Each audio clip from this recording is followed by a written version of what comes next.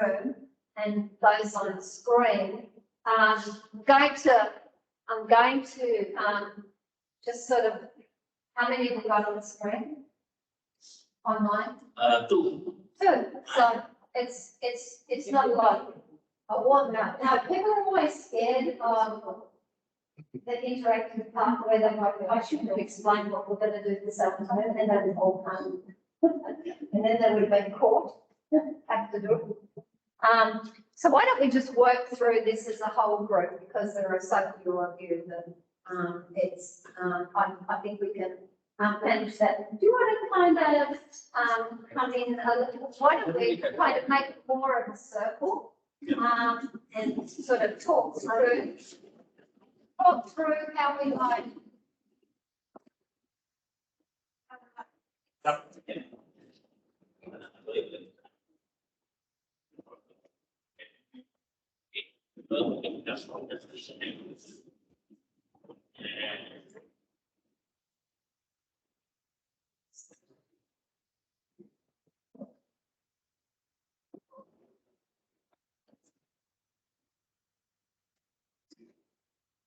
It's actually, what I'm like, so, because I think you raised, so I'm just going to kind of say to the people that might still be online and those others who can hear our conversation. This is really, it's taking that next step from something that's kind of just an issue that you have that you're dealing with, and that next step of that's a research question. And how do I go about doing that research? I actually think I move along. I just want to where I was going. This kind of comes back to when I was putting this together. I was kind of hunting around for other resources that.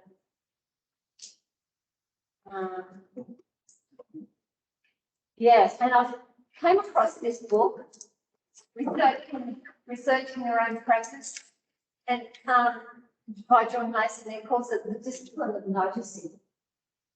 And I think critical to that whole thing, if you take that, we have an expression called grit under the saddle. So what is it, like if you have grit under the saddle, eventually it's going to hurt the horse or whatever, but it's just that, or the pea under the mattress, or the princess can't sleep, or, those kinds of ideas of a minor irritant that over time becomes bigger and bigger and bigger. But how do you kind of get that into the research space? And I think this is this idea of noticing. It's all about self-awareness and reflection. So, I mean, we all talk about reflectors, but if we can put that in the context of, if I know myself and if I'm aware of what I'm doing and the impact it has on others around me, and I can start to think, well, what is it? I notice that a lot of people didn't come this afternoon, that were here this morning.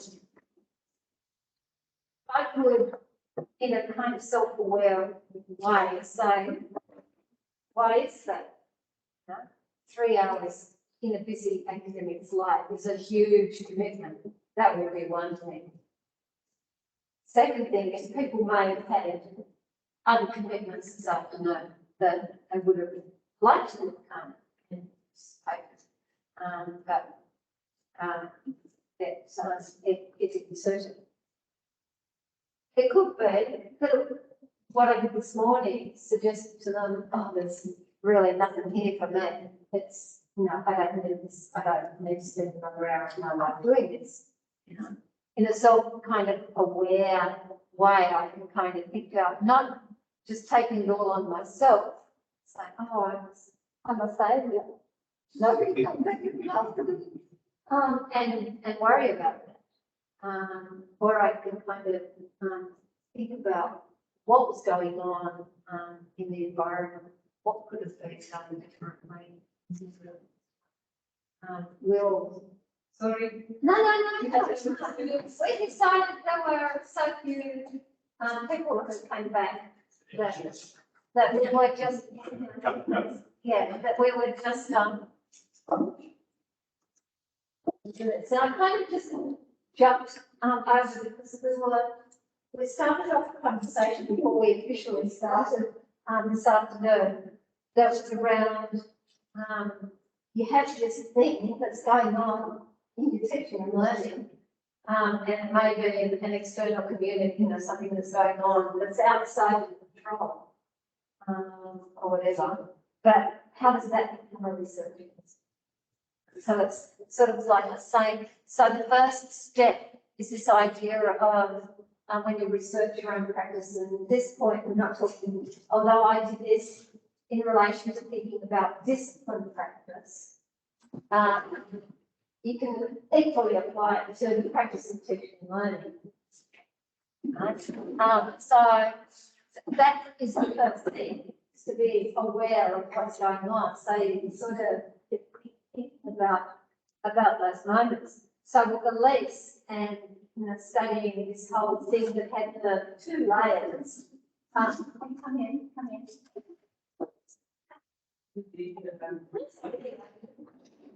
Why don't you come here and why don't you go over next to Gates?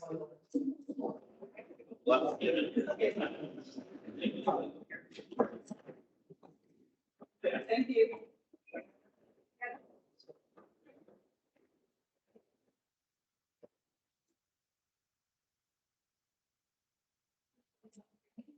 So you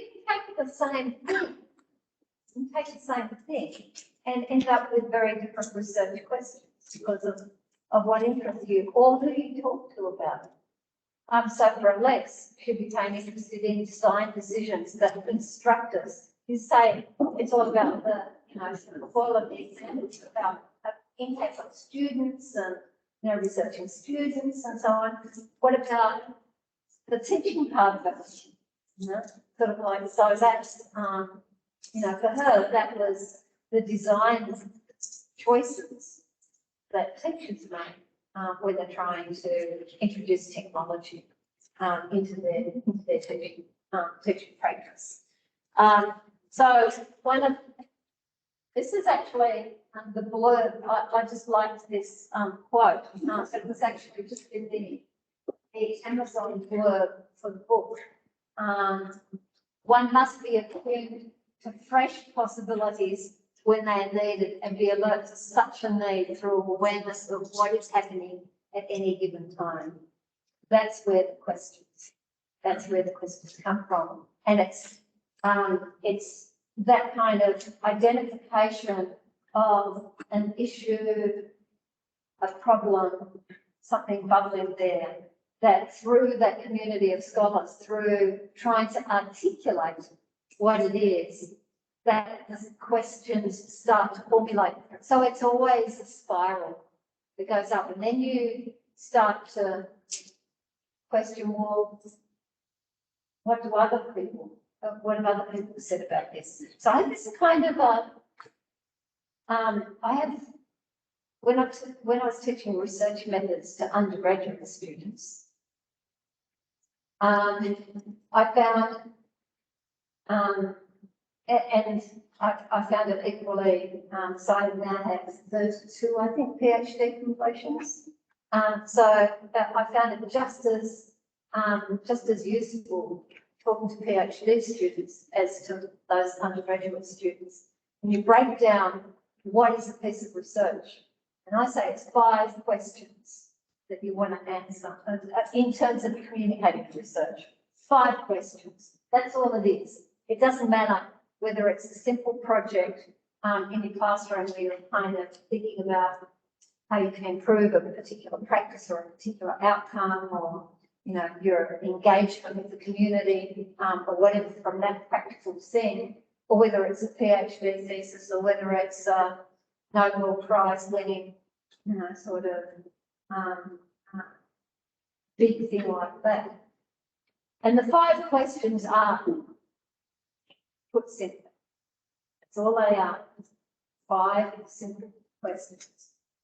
Number 1, what is the problem? And I said, this is when I work with PhD students, it's often the hardest thing for them to understand is they kind of come with a method or they come with something else that they've read or picked up somewhere, but they haven't problematized it. You know, I want to look at the implementation of blended learning in my classroom. Well, what's the problem? It's like, because that's what research is. Research is about finding a solution to a problem. So you have to identify the problem. And that's kind of question number 1. What is the problem? Number 2, what have other people said or done about this problem? Well, so that's where you've got to look at what other research has been done. What does the literature say? Are there theories about why this might be the case? There might be student resistance to blended learning, or now that they've experienced blended learning, they don't want to come back to campus. Or now that they've experienced blended learning, they don't want to learn online ever again, and they only want to come back to campus. Or they have, they're not as engaged. The teacher satisfaction levels in the online classes may have dropped, so teachers may be worried about that. And it's sort of like, okay, so I'm a teacher. My students didn't like my blended learning, or my online learning, I should say, not blended learning. They didn't like my online learning. Their satisfaction's gone down. Now I think I'm a terrible teacher. That's a problem for me, but it's not a researchable problem here, is it? Because to understand that, I have to understand what research is already saying. What do we know about student engagement with online learning? And what are the clues in that? That helps you start to, that reading is necessary to help you. So you kind of have your nut of the problem area, and it's very murky. And reading the literature helps you to kind of come out of that murk and start to refine what the problem actually is, and that leads to your research question. So that's number 2. What have other people said about this problem? Number 3 is, what did I do about the problem? So this is about your research design. What methods did you use to investigate this problem because of the question you've developed? And that's, I always say to my students, in terms of writing a PhD, you write chapter 1 last, right? You write chapter 3 first. You write a draft of chapter 2, which will change after you've written chapter 3. It's chapter 2 in literature. Of course, PhD thesis rarely are 5 chapters, but kind of the structure, the argument is still the same. So you update when you've got your data and you've done your findings chapter, right? You always update your literature review, your chapter 2 at that time, because you need that for your discussion. Kind of, you need that more up-to-date thinking, and you've had a chance for the findings to be rolling around in your head. So question number 4 is, what did I find? And question 5 is, what does it mean? So that's where you kind of think about, well, what does it mean in terms of an answer to my problem? But generally, as we know, answers to problems actually just create more questions. There are always limitations with any piece of research, so that's kind of takes that mindset.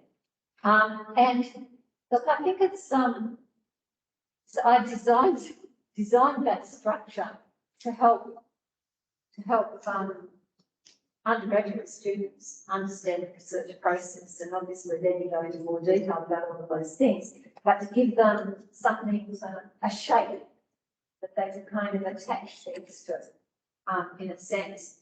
And then one of my colleagues had encountered it, and he was doing his PhD, and he said that was one of the most helpful, just finding that structure that was that one of his honours students came to him as his, oh, I've got the structure from Wilma, and this, I'm doing my PhD, this structure is really good.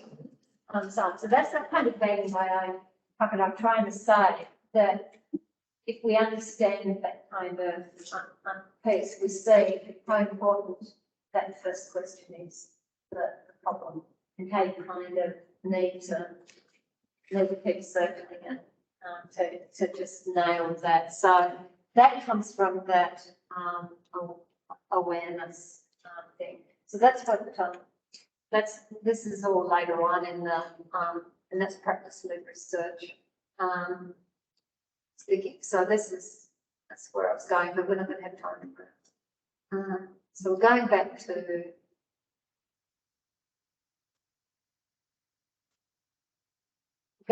this. So let's have some of your issues, some of your teaching and learning issues. Yes, please. Like something about, because it looks a lot of is the leader of such research, practice-based research, and anything about that. How do you go about doing research practice-based? Yes. So that was the third piece of this, and that's the piece that I think we're not going to get a chance to do. But I will say a couple of things because you've asked the question, and I believe in answering the questions where they are. In my work, we call that when students learn, or the people we're working with learn at the point of need. So when they ask questions, when they need the answer, it can't be a straight answer. I have to mind my brain back to answer the questions. One of the things that came up one time about I was third year in these maths lectures, I've always asked questions, but I encourage the students when I'm doing a maths lecture to ask questions. And got to a particular point, does anybody have any questions? I'm really surprised you don't have any questions. So it's like one of the students piped up. Wilma, we probably have questions, but we don't like asking them. I said, I won't judge you on the basis of it. And questions are good. If you have that question, probably half the class has that question. Questions are good. It's like, no, it's not about how you might judge us. It's just it takes so long to answer. It's like, so coming back to that idea, I think particularly in creative endeavours, you have two components. Right? And so if you're doing a doctorate in creative arts, you have two components. You have the creative component, which is the actual having a problem that's kind of a creative.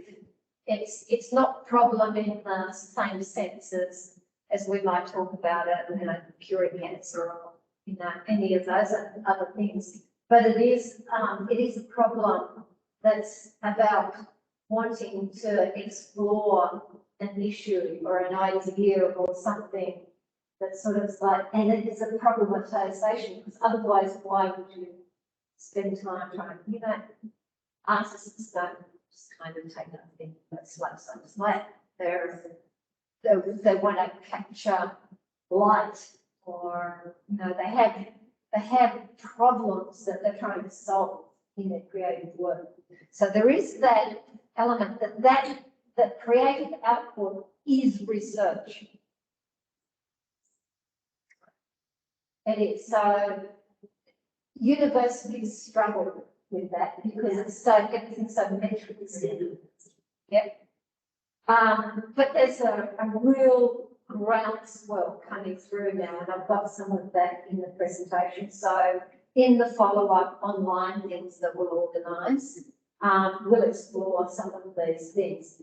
So there's a book that's just come out called Doing Rebellious Research.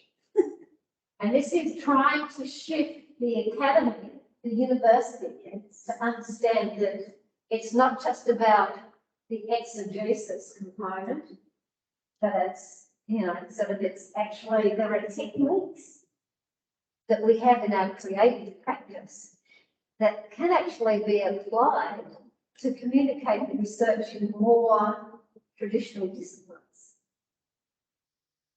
So I think, I can't remember who, oh yes, it was, I think it was Martha Graham, who was a contemporary dancer. It really changed modern dance. She was an American. And she said, if something along the lines of, if you could dance what you just said to me, then I would understand. So it's, you know, that's what rebellious research is, you know, a group of people that are trying to say that the research, you know, the creative output is a form of research. However, there is this exegesis component, which I don't know whether everybody's familiar with how those things work. With a doctorate in creative arts, you have a creative product, and then you have the exegesis, which is your analysis of the problem and how you went about solving it and kind of presenting it and so on. So it's a kind of a deep dive analysis of the creative process and product, its meaning and so on. And then there are traditional outputs that creative people have often of, I don't know, might be a new technique that they've applied and reflection on that, whatever. So there's that kind of range. So there is one creative research, creative output as research to stop. Then there is two, the other element is the techniques of the creative endeavour that can be used to communicate more effectively. Because you know, all of the journal articles that people write, you know, got a couple hundred, and so on. How many get read? How many get read, and by how many people? You know, it's a minuscule. It doesn't impact. So things like Sarah's presentation, the Big Idea Festival, you know, in a sense, what they're trying to do, let's not do a guest lecture of somebody presenting, you know, professors presenting their research, and they take 2 hours to explain, you know, how they study molecules or something else, and so on. Let's give them a maximum of 10 minutes and they have to communicate a big idea. So that's the thinking behind that. New professors were invited to be part of that Big Ideas Festival, and so on. But still, it's still limited. So rebellious research is all about, you know, the other technologies that we can be using. So our new Vice Chancellor is a mad tweeter. She's on Twitter. She's tweeting all the time, right? As you know, she's sitting in, I sit in board meetings with her, a couple of computer spots down. You know, she's got the Twitter open, and she's tweeting away through the meeting. She tweeted, you know, when she was here recently for the opening of Vatican I and other meetings and so on, tweeting all the time. And she's the first Vice Chancellor that has actually employed somebody specifically to kind of help manage her social communication. She sends an email to staff every Friday. every single Friday she writes an email to send to all staff. So, but, you know, it's music, you know, music, it's, film, you know, it's kind of bites, the 3-minute thesis competition, you know, is a kind of a different format to try and communicate your research, idea and different outlets. So that's the second component of practice levels. So that's two things that we're kind of, it's going to take us a while to get the academy to keep moving in the direction to fully honour. I think the University of Wollongong's made great progress in this area. I know there are people that, so you don't have to have a Nobel Prize winning or a Pulitzer Prize winning or a, you know, whatever piece of creative output in order to get promoted. It's kind of finding that balance a little bit. Anyway, so we're going to run out of the hour before we have to get to this, but maybe we can kind of keep picking it up through. Now, if we just had a kind of, if we established, I don't know, with people, we could sort of pick a time that works for people. We can have a teaching and, you know, sort of a research, just keep these conversations going through a circle, online circle, so people can come or not come or whatever. We can record them through WebEx or whatever, so upload them somewhere. That's a very interesting idea. I think we could actually start on that platform, and just get the discussion going. Yeah.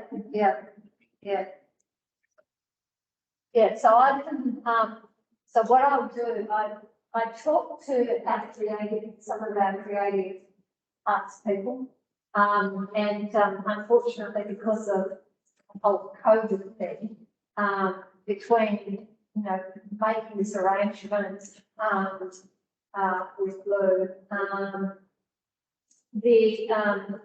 there wasn't enough time to get them to actually do a specific recording where they talk about that. But I will, I'm chasing them up. I call in my favours, and I can just get them to drop in for a Q&A session where they can, you know, just talk for 5-10 minutes about the research and how they go about it and how that kind of gets recognised.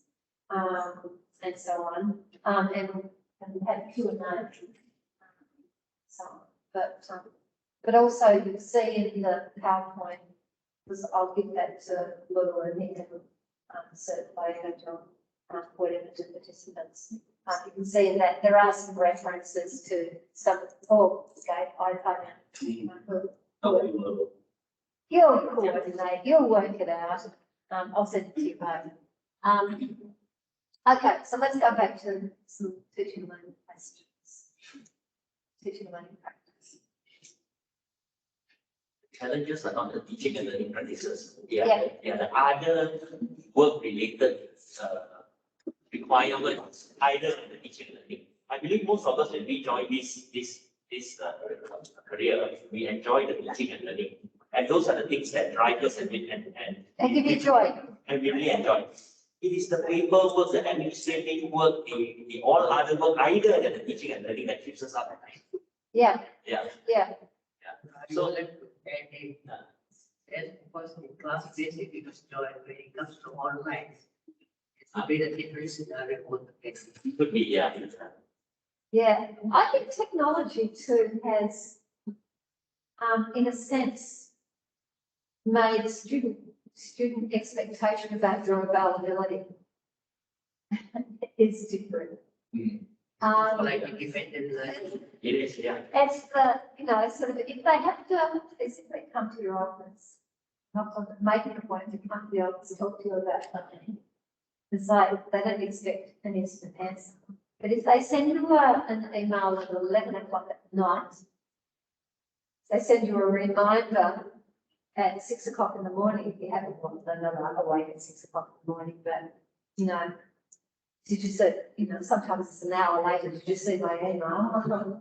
It's like, yes, I did actually, but I'm not answering it until I wake up. So, yeah, I think those kinds of issues, but what's the answer to that?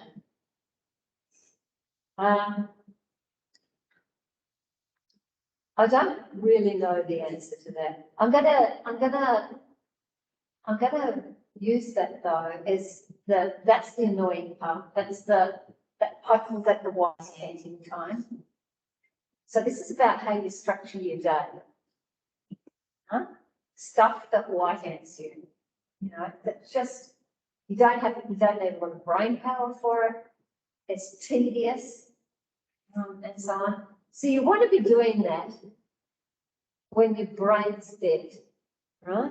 So if you identify that you think best and operate best first thing in the morning, 8 o'clock in the morning, or you're an early riser, get up at 5, go for a run before the sun comes up and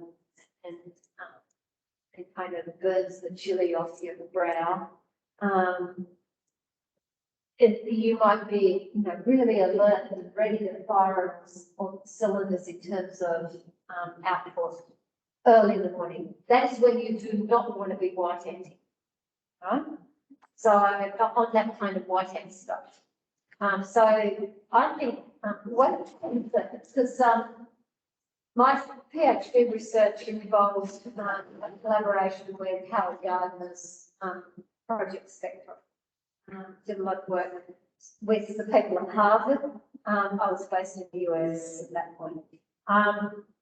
And I was driving in fact to the airport one time and talking about how prolific he is in terms of his writing, but also Robert Sternberg, you know, probably, you know, my field, so probably haven't encountered Robert Sternberg. Robert Sternberg is an educational psychologist as well, and would have the biggest output, you know, books, like hundreds of books, thousands of journal articles. Obviously, PhD students played a part in that, because they write a lot of it. But nevertheless, you know, there is the academic approach. And I said, well, how do you do it? How do you know, I'm studying my PhD. How do you produce so much? And he has a rule. Now, his rule is that no matter where he is and what he's doing, he writes for an hour every day. So what he does is, these are the things that I have to do in this day. Then I'm going to, this is where I'm going to have to put my hour. I mean, I get up at 4 o'clock and do my hour. You know, that's more efficient. And so if you did that, let's say you give yourselves the weekend off. Let's say you only do that 5 days a week. That 5 hours is more productive than a 5-hour block. Why? Because a 5-hour block means you're doing it once a week. Or a 10-hour block once a fortnight. Even worse, because you spend a good period of time at the beginning of those 5 hours getting your head back into space of what you're working on. Right? Whereas if you do that 1 hour, you could actually leave something in the middle of a sentence. You leave that file open on your computer. When you turn your computer on for your hour next day, you don't have to read anything. You go back to where you were and you keep going. It's like it's efficient. Some people have another version of that, which is a number of words. 250 new words per day. Think about that. If you can't go to bed at night until you have written 250 new words on a piece of research that you're doing, 250 words, that's very long. to actually write the words. The other work behind writing the 250 words is another matter. But this is about scheduling the time to do those tasks when your head is most there, or recognising that you're not going to be able to do that every day, but you're still going to build it in to a particular point, and not allowing the white thinking to get away. So where do you put the white thinking? When you're tired, when you've got 20 minutes between that meeting and that meeting, you attend to that task because you can't do anything else meaningful in that 20 minutes or whatever, and so on. So kind of work on it that way. So scheduling, I think, and working out when you work best and get your most important thinking tasks scheduled wherever you can for that, that period of time. That's what I'd recommend. So I know that that's the frustration as well. In terms of, and we've got to think about what is the technology, what is the automation that might help. I think we have tried to go paperless as much as possible. It's frustrating to me still, some of our systems, like so our human research ethics page, template or whatever, is very time consuming because it is not intuitive. You have to kind of go over there, then you come back, then you have to find that. Just awful, awful. So our QA process for offshore, when I was an associate dean international before I came into this role, I said we're not using the QAMS system, quality assurance management system that they set up because it took too long. Academics can do it. They wouldn't do it properly. They wouldn't just be away from it because the system that they had to do it, we did it manually because it was quicker to do it manually than to do it through the technology system that was supposed to solve it. Solve the problem. So those kinds of things are frustrating. I understand. Is there a research question in that? Is there? What do you think? Probably. If we research question that we can develop from that area. Okay, the research question, if we look at the problem is the discrepancy between optimal versus the current. Okay, so the optimal that we want is to sleep, to not keep us up at night. That's optimal. And that's what's happening. What is holding us back is the amount of the additional weight, administrative, non-valuable work that needs to be done. So how do we overcome that? Prioritize. Yes, so your research question then starts to be, it's like you're facing this, other people are facing it, but they don't know the solution. And then you've got people that are superstars. It's like, what are they doing? What are their techniques? It's like, so what are the, so in a sense, it's kind of doing that Sarah thing, isn't it? It's not just, you know, so what's the problem? You know, so it's like, oh, you're spending 10 hours a day on administrative tasks. Okay, here's the analysis, you know, for the 50 academics reported that they spent, you know, sort of 10 hours on administrative tasks and 2 hours on teaching things, and then felt that their teaching was impacted negatively by, you know, sort of like the administration. But that's one side of it. The other side of it is that kind of, well, what do people do? How do they, you know, under the same demand regime,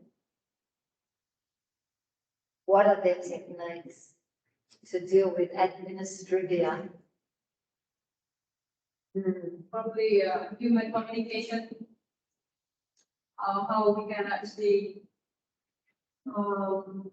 advance, but the process in terms of communication, interpersonal communication, the administrative. Or I think the administrative was better, improved. Yeah, yeah.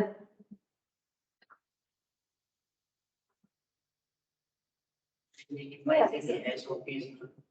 Even Yeah, Something which some in the process of documentation, which is maybe relevant or not so relevant, which we can minimize to be more constructive. That can reduce the road funding. So the process remains there, but sometimes there could be really, really young in the process.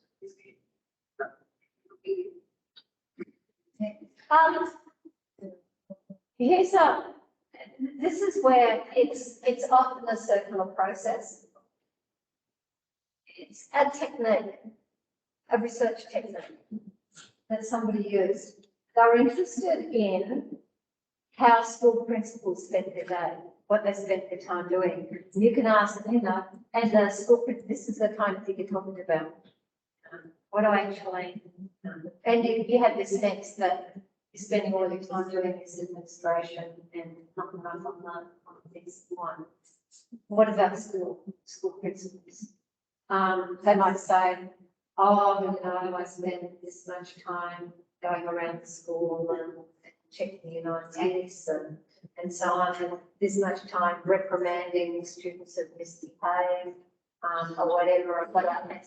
So, this particular piece of research, they gave school principals beakers, right? So it's too much. You can't ask the school principal to, every time he or she does something, to write down what they're doing and the amount of time that they did it for.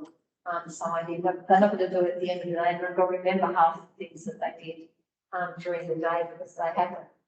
So whenever the beeper went off, they have to write down what they were doing when the beeper went off. So it's not a kind of a diary, a snapshot from day, but over time, can you imagine the data that you have? It's like, you're not saying that's all that they do. The beeper might go off 3 times in a day at different times of the day and so on. But it gives you a sense then, with enough people and enough data, to kind of see some patterns, start to see some patterns. I wonder if there's something, that's a technique that if you sort of, it's like some kind of beeper system, like every time there's a beeper. And it might be as simple, I'm teaching, you could even have it just a ticker box so it doesn't take the time to respond. I'm teaching, preparing for teaching, sort of marking, so you have a number of tasks under teaching, learning, research, governance, service, resting, eating my lunch, whatever. That's what I'm doing. One thing, that's what I'm doing. Yeah. Wouldn't that be interesting? Very In terms similar. of what the academics do. Yeah. Yeah.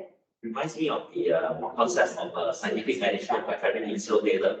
Yeah. So if you look at the role, a person's role, my 8 hours, if I can break down my 8 hours and what I actually do, Yeah. there are a lot of things which are very not efficient.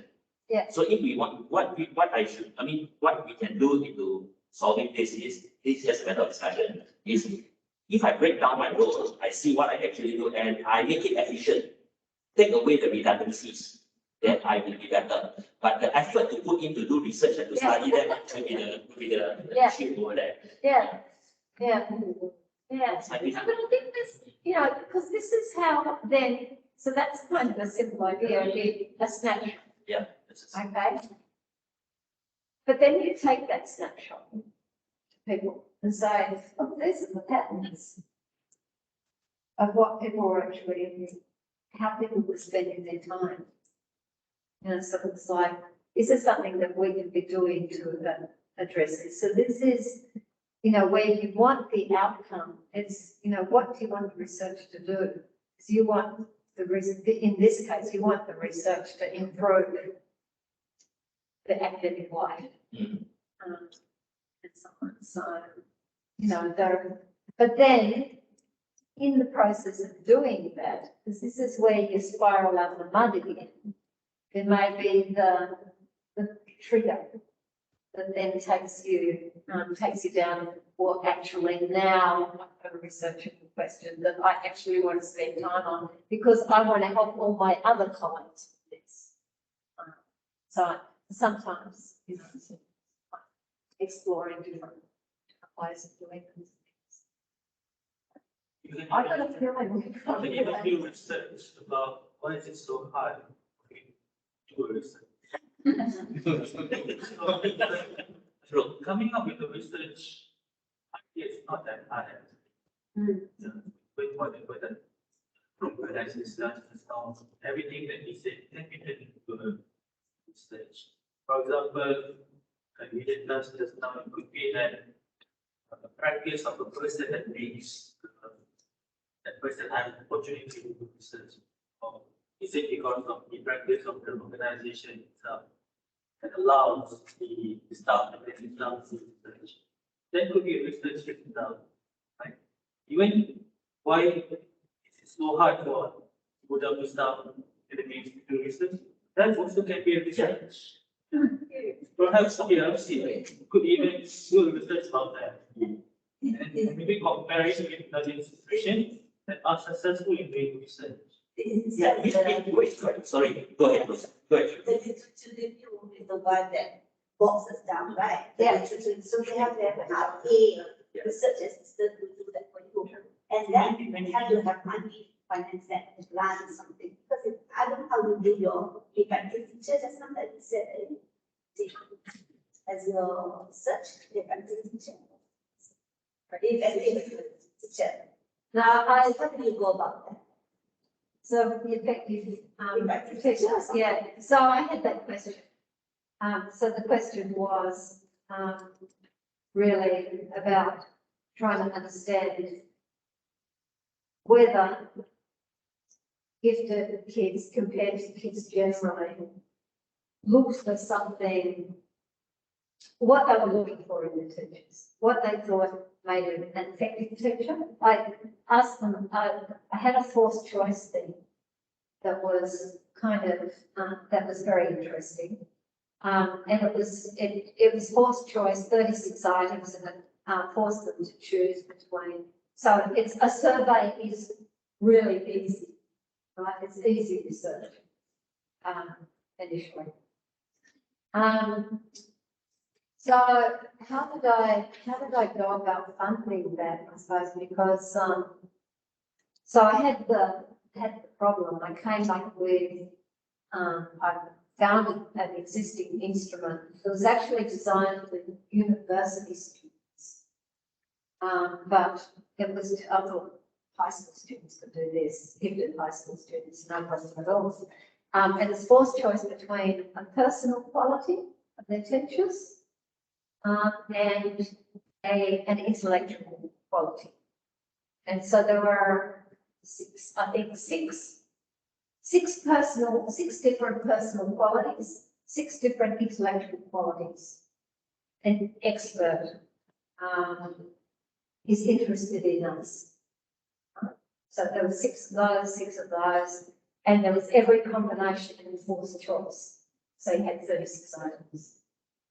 So they had to choose whether they preferred, so it says, I prefer a teacher who is an expert, is interested in us. Oh, which one would I like better? Oh, I like this one. Okay. So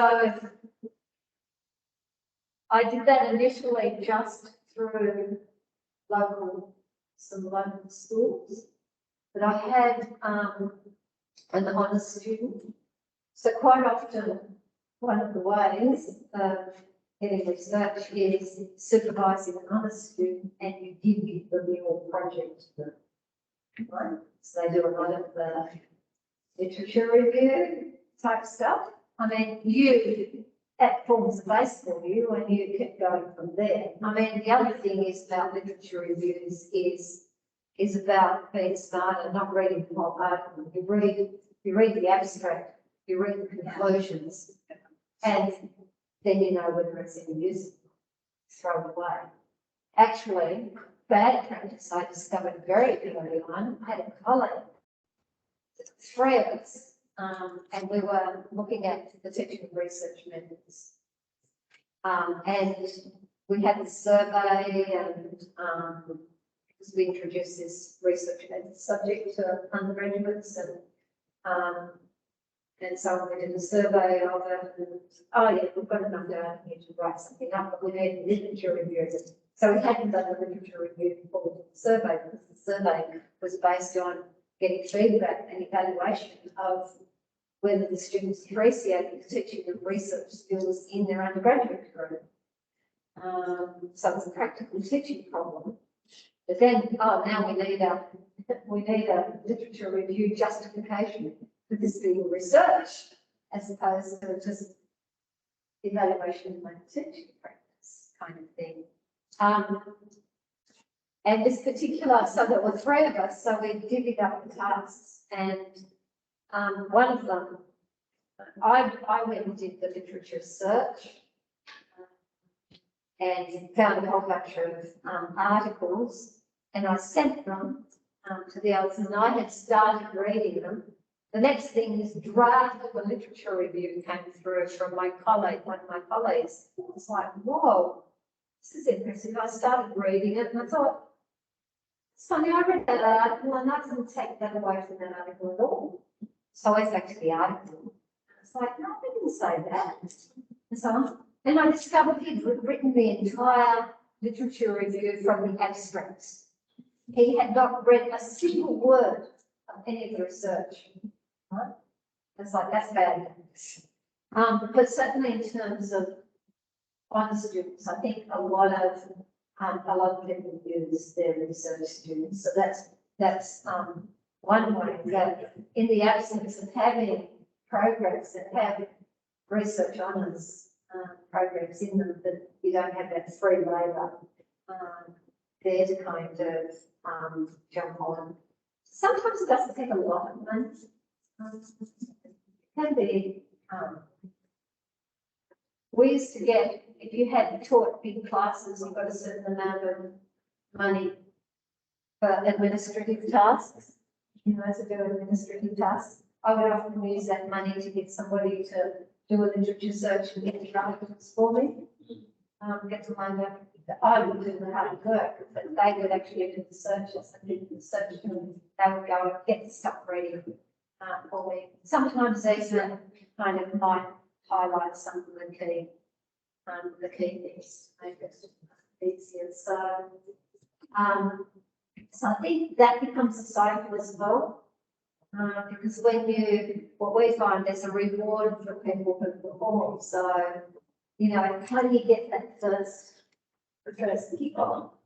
I guess is that so? Yeah. So I just using another student. Sometimes that's the lecture attendance. First one that was actually an honor student as well. Did the first study, the first study, then we repeated it with the business students as well. I've been listening to talk this morning and then some colleague. Let's see if we can do a comparison here between our university, and then as compared to a lecturer who is teaching a course in a foreign university like Australia. To me, this is my observation. I think here, when we design the course, I think we look at the subject, we look at the reference, then we get our knowledge, information from the first reference, main reference, and we design it based on our outcome. But I also see that all the research, and I think that is good. I'm seeing some of the stuff that actually doing this as well. It's based on the course they're teaching, and they're doing research based on the subject they're teaching. So they actually add in more information. They add in their own data findings. Yeah. And I think when you are actually in that area, it is kind of like like say, a spiral. Yeah. Because you become an expert in that area. And when you become an expert, the strange thing is you begin to have more questions. Mhm. Yeah, rather than just following the textbook blindly, this is what I'll just follow and it's okay. This one translate into, but now you begin to, let's say, for example, you have some friends here, like how you action, how to you're looking at action research. You're interested in seeing how students learn compared to, students with a certain ability, creative mind, as compared to students who are more accepting of knowledge. Because different students with different discipline, they also have different behavior and attitude. So I think I see that this is actually a little different, I think, than from the answer questions. That's why we find it so hard, because we cannot accept the knowledge.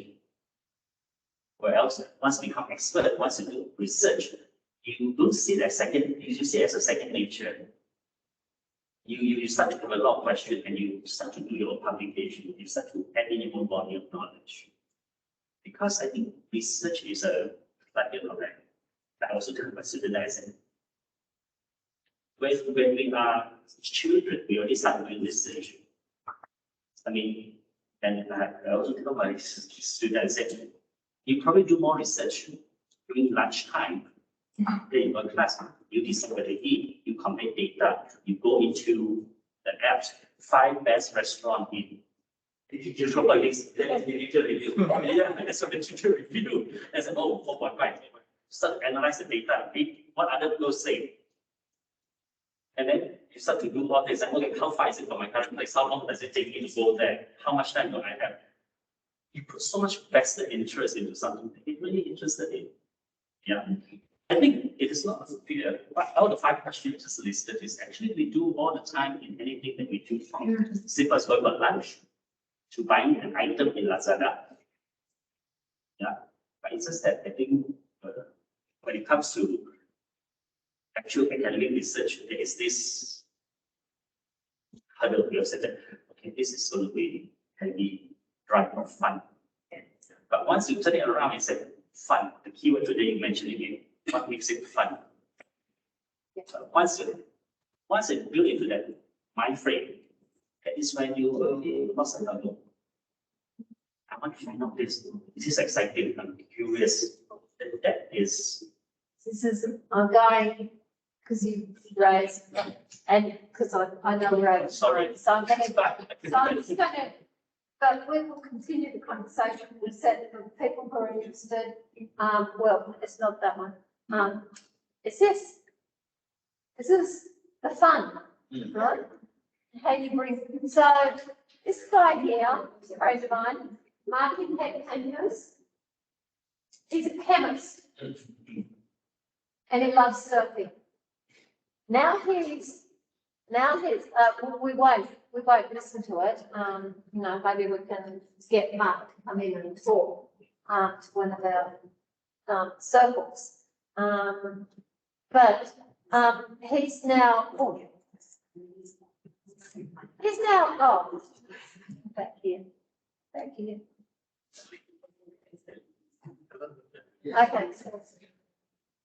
Stop pretending with He now is using his chemistry knowledge to design different materials, different shapes of fins in surfboards. He's combined his outside, as you say, you think like a researcher. Like when you accept you are a researcher, and you apply it to your everyday practice, that's self-awareness, that's that noticing about yourself that you're doing it. It's just that simple process applied to a thorny question. So that is the inspiration for this. This became a huge research agenda for him, right? Because he combined his passion, surfing every day, every single day with design things, different things. And his technique is because he can't afford to go and collect data and so on, he doesn't have time for that. So he has some kind of GPS monitor. And so the data just comes in from the GPS monitor and, you know, a lot of, in terms of speed and, you know, all of those kinds of things that he needs for his research. And my Scrabble research was the same thing. Because there are a few things that as becoming, that's from one of the world championships that board. But thinking about Scrabble, which I did so that I would stop working 7 days a week on my university work, I took up Scrabble in a club and, you know, then got involved in directing all of these high-powered world Scrabble championships.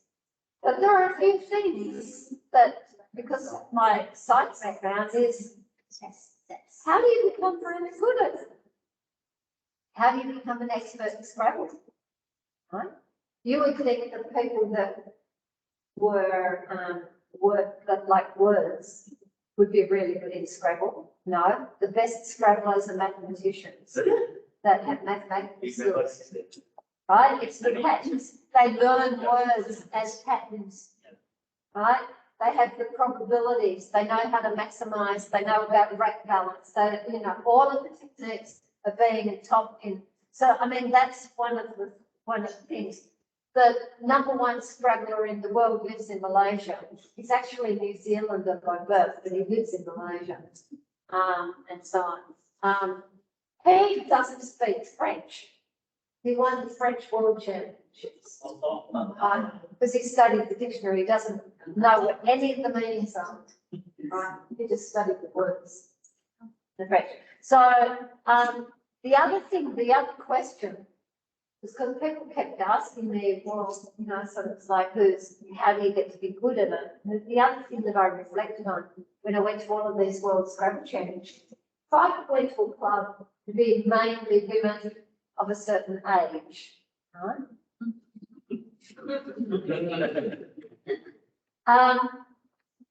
World Championships, young men, dominated by men. A woman has never won the World Scrabble Championship. 3 times have won the English World Scrabble Championships. 3 people from Thailand. Never been won by women. The Nigerians are very good. The Malaysians are good. The Singaporeans are good. The Thai are very, very good. And so on. And it's, yeah, so understanding that expertise. You say, well, okay, you can start with that question of gender. Why is there a gender difference? Mathematics. And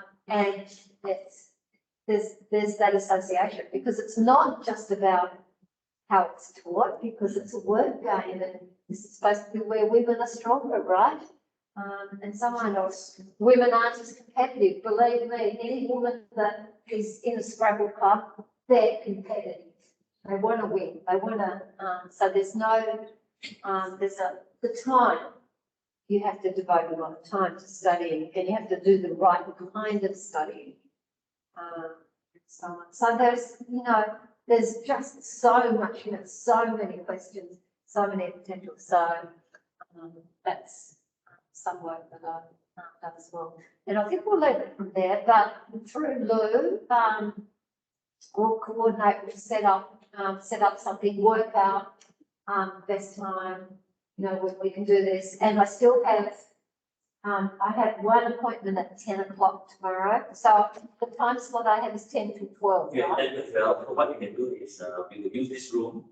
So we will have the first appointment here, and subsequently any new appointments, maybe here and so on, just usher them here, and then we'll meet. Okay. Awesome. And if you can't fit into that schedule, I've got some business cards. I mean, you all know where I'm from and how to get in touch with me, but if anybody wants to take a business card. Thanks. You're gonna run out here, I know.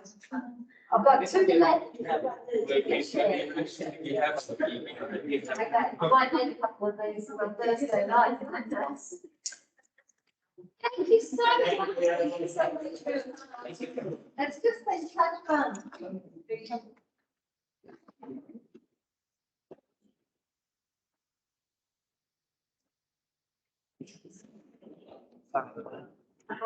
We will.